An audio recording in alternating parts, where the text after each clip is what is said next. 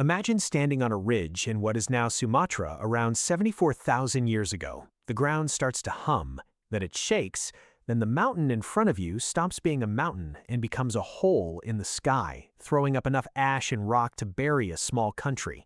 You wouldn't know it yet, but you just witnessed the single most violent event of the last 2 million years on Earth.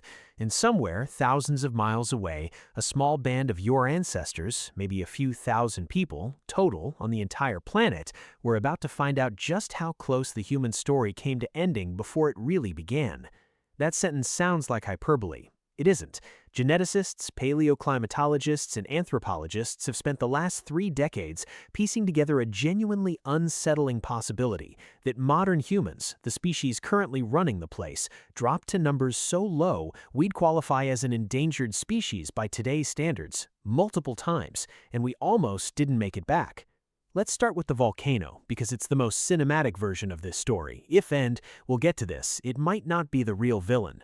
The Toba supereruption ejected an estimated 2,800 cubic kilometers of material into the atmosphere.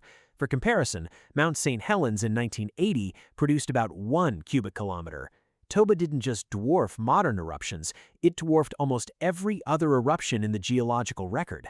Ash from it has been found as far away as the South China Sea and the Arabian Sea, in layers thick enough that researchers can use it as a literal timestamp in sediment cores.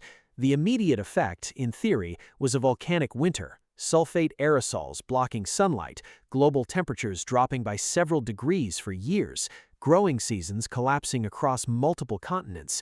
In 1998, archaeologist Stanley Ambrose at the University of Illinois put forward an idea that connected this eruption directly to human genetics. He noticed something strange in mitochondrial DNA, the genetic material passed down exclusively through mothers. Compared to other great apes, humans show remarkably little genetic diversity. Chimpanzees, who've been around for roughly the same amount of time and live in much smaller, more fragmented populations, have more genetic variation between 2 random individuals than humans do across the entire species. That's backwards. It suggested something had hit the human population hard enough to flatten our genetic variety, like a population funneled through a narrow doorway, with most of the genetic diversity simply left behind on the other side. Ambrose's proposal was elegant.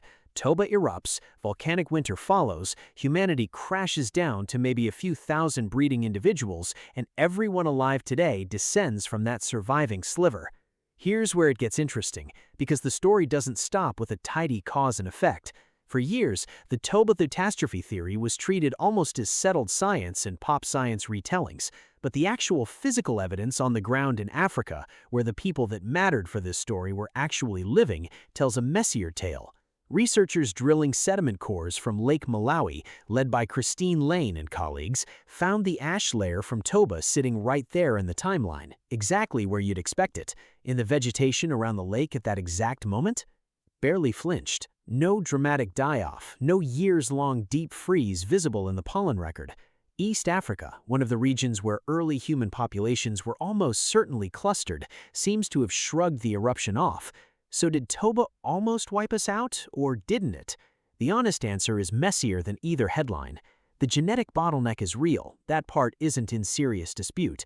What's in dispute is whether a volcano caused it, or whether humans were already living dangerously close to the edge for entirely different reasons, and Toba just happened to erupt during that stretch of time.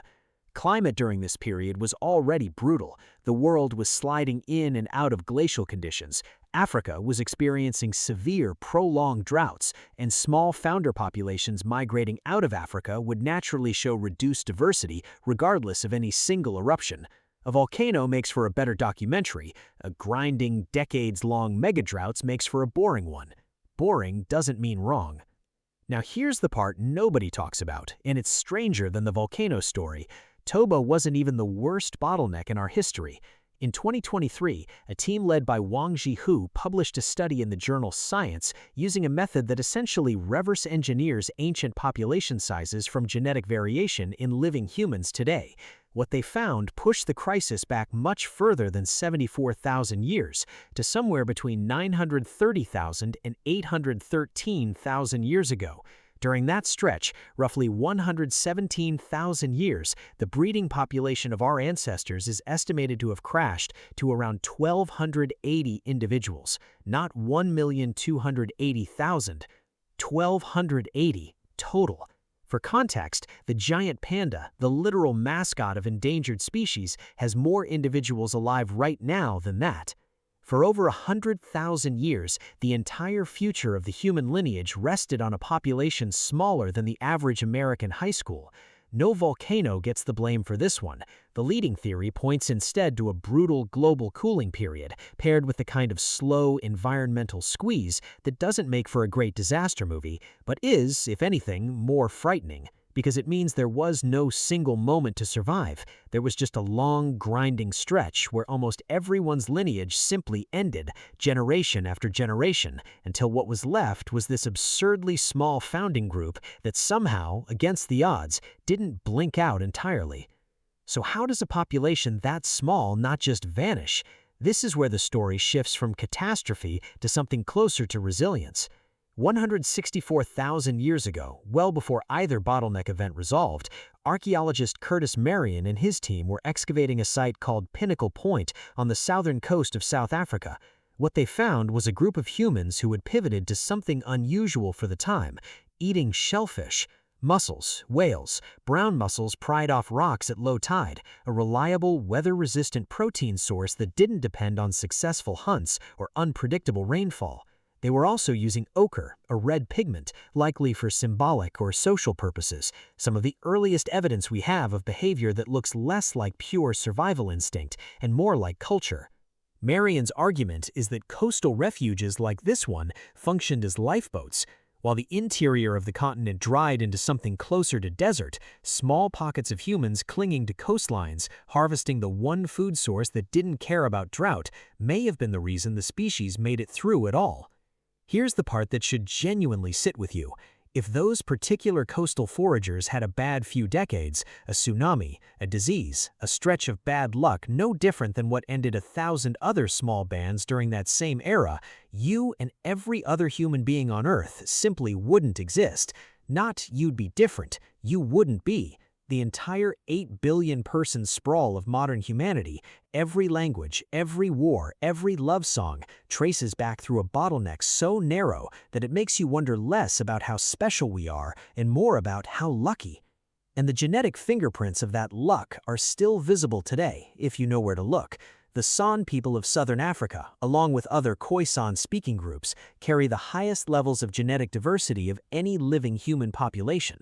Geneticist Sarah Tishkoff's research has shown their lineages diverging from other human populations earlier than almost any other group on Earth, meaning their ancestors likely stayed closest to wherever that surviving population actually lived.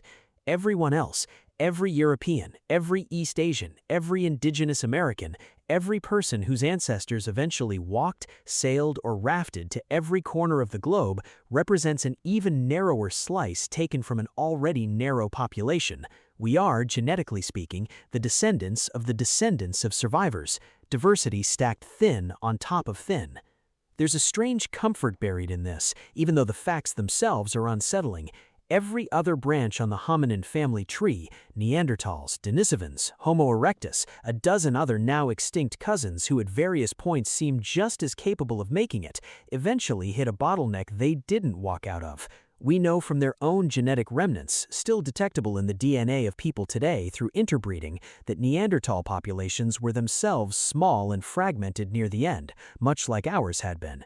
The difference between their ending and our continuing isn't obviously about superior intelligence or better tools. Sometimes it's just about which small group happened to be standing on the right stretch of coastline when the climate turned. So when you think about human history, the empires, the wars, the entire sweep of everything we've built, it's worth remembering that none of it was inevitable. Somewhere on a beach in South Africa, or huddled through a 100,000-year cold stretch with barely more than 1,000 breeding pairs scattered across a continent, the entire future of a species that would eventually name stars and split atoms came down to a number small enough to fit in a single classroom.